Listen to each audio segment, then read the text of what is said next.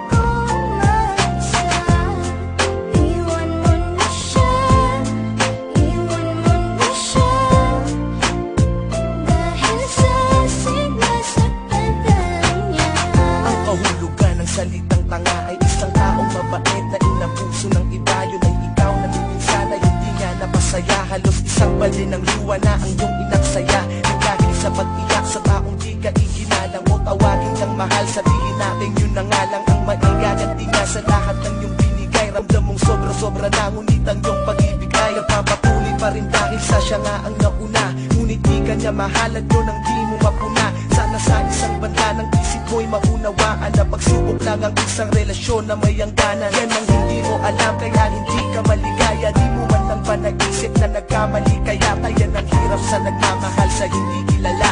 Sa halip na pagngiti ay bigati ang napala.